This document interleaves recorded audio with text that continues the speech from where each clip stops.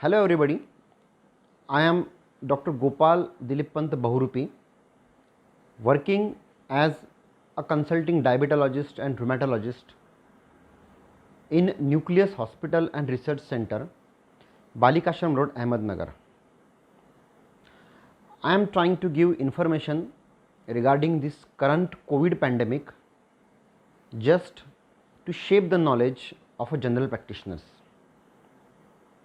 This corona infection is caused by this coronavirus, which belongs to Coronaviridae group of viruses.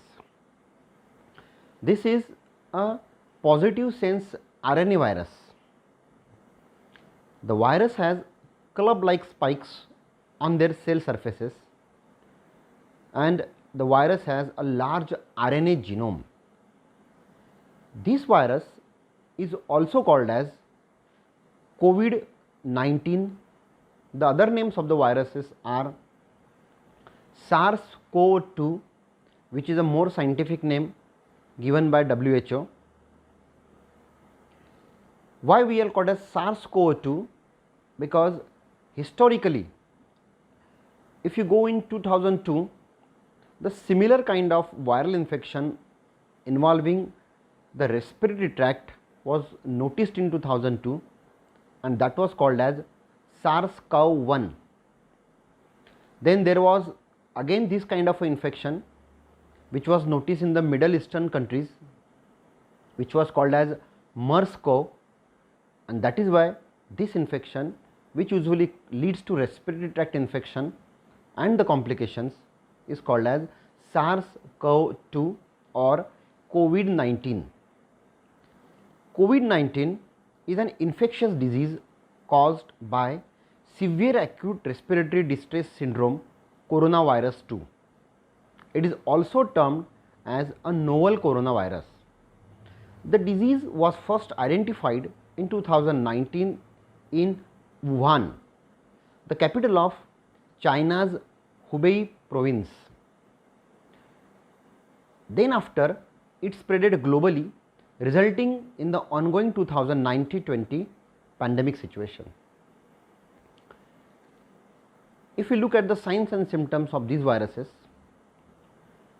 the infection could be asymptomatic, or it may ranges from flu-like symptoms such as sneezing, running nose, sore throat, nausea, vomiting and diarrhea in a varying percentage.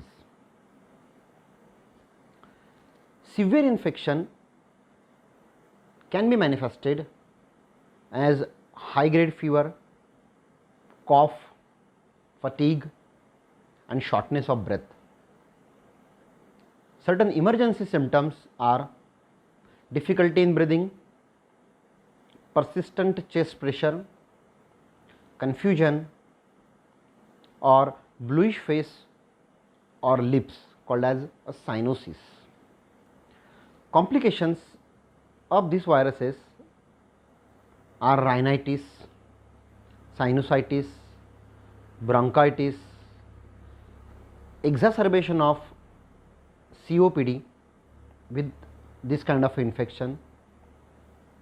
Cardiac manifestations are myocarditis, pericarditis, which can resemble as having an episode of acute myocardial infarction. Disease may progress to pneumonia, multi-organ failure and death. The transmission is the virus primarily spreads to the close contacts via respiratory droplets from cough and sneezes. The infection spreads faster where people are coming in a close contact or traveling together, and that is the main reason that travel restrictions can reduce the transmission of viral infection significantly. The virus also found in feces, but the transmission through feces is being researched. Pathophysiologically, the organ most affected is lung. How this virus gain access to the host cell? As we already discussed, the virus has spike protein on their cell surfaces. These spikes, called as papillomer, connect to the ACE2 of type 2 alveolar cells and then gain entry into the host cell. So, through ACE2 receptors they takes entry into the host cell, but stopping the use of ACE inhibitors in patients already receiving this drug for hypertension or heart disease is not recommended. Diagnosis: there are certain basic tests like complete blood count, which may show normal to reduce WBC or reduced lymphocyte count. Chest X-rays are of little value in the early stages, but may show fluffy shadows in the lung areas. CT scans of the chest are more useful and even useful before the symptoms occurs. The features on the CT scan are bilateral multilobar ground glass opacities with a peripheral and asymmetric distribution. Definitive diagnosis is done by RT-PCR, which is real-time reverse transcriptase polymerase chain reaction, which is done on respiratory samples, nasopharyngeal swab, nasal swab or the sputum sample. Antibody check through the rapid COVID-19 test is being emerging rapidly. So, the diagnosis based upon the clinical manifestations, travel history and RT-PCR or rapid testing. The management mainly consists of medical therapy. So, there are certain general concerns to the management, like a patient getting rapidly deteriorated. Early intubation may reduce the morbidity and mortality. Early recognition is very crucial. Intubation requires personal protective equipments. Early intubation allows the team members which are involved in the intubation process for use of proper personal protective equipments and avoid exposing the team to the more risk. The general concerns are nebulizers to the COVID-19 patient should be avoided and orders to be converted to MDI for patients needing bronchodilator. Limitation of participation in care of COVID-19 patients. Avoid direct contact by the pregnant woman, persons who are taking immunosuppressive agents, patients who are immunocompromised by having their pre-existing medical illnesses like diabetes, hypertension, chronic kidney disease, congestive heart failure, ischemic heart disease. So, management part, as the patient is dyspneic or may get dyspnea with due course of time, oxygen, surgical mask for patients on oxygen should be via nasal prongs, or those patients receiving nasal prongs for oxygenation should have a surgical mask. Switch to non-rebreather mask if the required oxygen is more than 6 liters per minute. Oxygen without the use of humidification is recommended.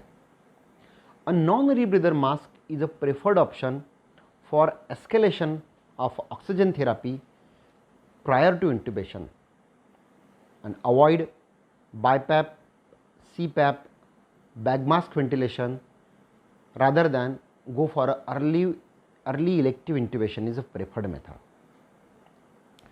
COVID-19 patients and pre-existing sleep apnea or always risk of getting a respiratory failure without therapy may receive non-invasive ventilator support. So, the protocols for the intubations are: patient's PaO2 is less than 65 or saturation is less than 92% on a mask oxygen, labored breathing in the form that the respiratory rate is more than 30. Do not intubate the patient without having proper personal protective equipments with you. Intubation should be done by a rapid sequence intubation. It should be done by the most experienced practitioner to decrease the attempts of intubation. To handle a difficult airway, if presented, avoid awake fiber optic intubation unless specifically indicated. Avoid using inhaled gas for intubation procedures. Intravenous sedation rather than inhaled gas for induction is a preferred therapy. If surgically needed, patient should be intubated in a negative pressure rooms prior to transfer to the procedure room. Intubation, video laryngoscopy is recommended if available to prevent the face of a person intubating coming in close contact with the patient. No positive pressure ventilation until the endotracheal tube cuff is inflated. Ventilation strategies are low tidal volume, that is 4 to 8 ml per kg of predicted body weight. Our target should be able to achieve the plateau pressure of less than 30 centimeter of water. Moderate to severe ARDS, high PP is recommended. No corticosteroids this point of time, and in fact it may be potentially harmful. Prone ventilation at least for 16 hours cycle is also recommended. Neuromuscular blockers, intermittent boluses over the continuous infusion, exception is in the persistent ventilator dysynchrony. Ventilation may consider ECMO in a very selected group of patients. The data is not yet clear. Do not use suction catheter with open endotracheal tube. Minimize travel out of ICU of these patients. There is no obvious need of going for a daily X-rays. Fiber optic bronchoscopy is discouraged. For ventilation, clamp an ambu bag with a filter at the bedside. In case we need to disconnect the ventilator, following sequence should be allowed: first clamp, then disconnect, then ambu connect or ventilator connect, and then unclamp. The treatment options all are under investigations, but the drugs are remdesivir, which blocks the RNA dependent polymerase; chloroquine, which blocks the viral entry into endosomes; the same with the hydroxychloroquine, which inhibits the viral entry in the endosomes; tocilizumab, which blocks the interleukin 6, which reduces the cytokine storms and reduces the inflammation; lopinavir ritonavir, which is a protease inhibitor; injectable vitamin C. So, the available options are remdesivir, hydroxychloroquine, lopinavir ritonavir, tocilizumab, and of course the use of chloroquine plus azithromycin. We may consider steroids in a very selected group of patients.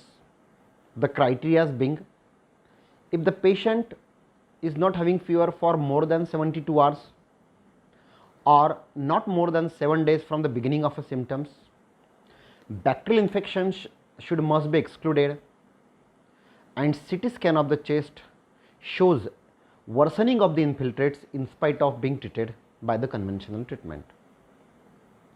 The critical care aspects are broad spectrum antibiotic as per the underlying infection is, critical care nutrition, use of ulcer protection, and DVT prophylaxis.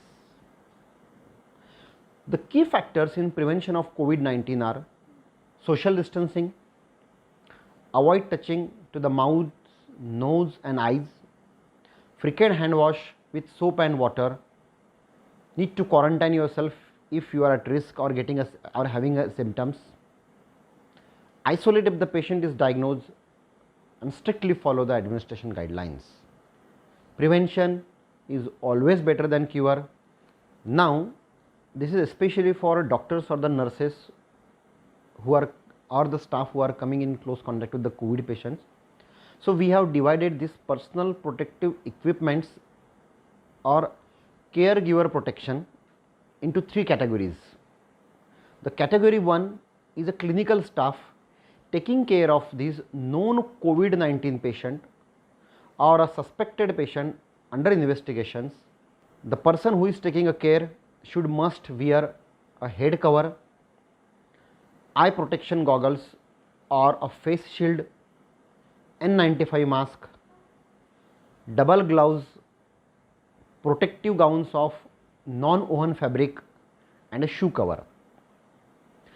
Category 2 for a caregiver protection is a clinical staff coming in contact with the patient within 3 feet, but for not more than 15 minutes. They should have a head cover, eye protection goggles or a face shield, N95 mask and a stringent hand hygiene. Category 3 is for those caregiver protectors who are a staff coming in contact with the patients not less than 3 feet and not more than 15 minutes, should use surgical face mask and a stringent hand hygiene.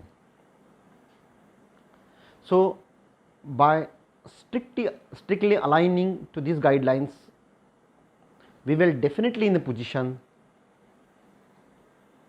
to cover this infection. Thank you very much.